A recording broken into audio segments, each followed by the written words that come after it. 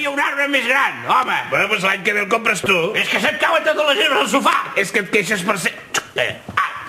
Catalans, en aquestes dates no hi ha res més patètic que això de l'amic invisible. Sí, i més quan només hi juguem dos. Oi, Pujol? Sí. A veure què m'ha regalat el meu amic invisible, eh? I qui serà, eh? Qui serà? Qui m'ho ha regalat? Qui vols que sigui? Qui vols que sigui? Jo, collons? Si només som dos. No trenquis la màgia, home. Que ho havia d'endevinar. El que us deia.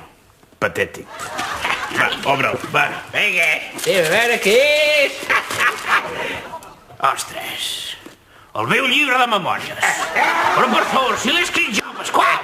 Fa ràbia, eh? Toma, i toma. Ei, que em pixo, per favor. Això no s'hi val.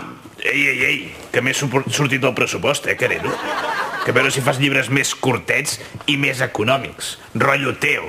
Jo què sé, en Pujol va al col·le, en Pujol va al banc, en Pujol va a la presó.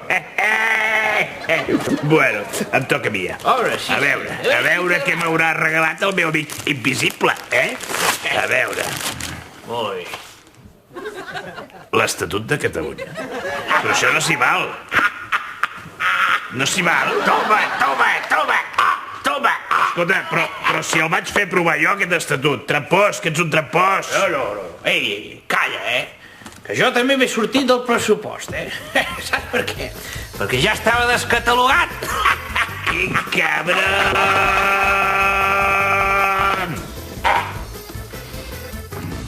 Jordi.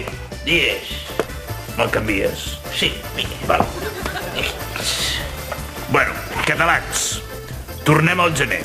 Bueno, abans hi haurà uns pastorets, uns resums de l'any i unes remissions de programes del Polònia. O sigui que marxem però no marxem, és així com marxem.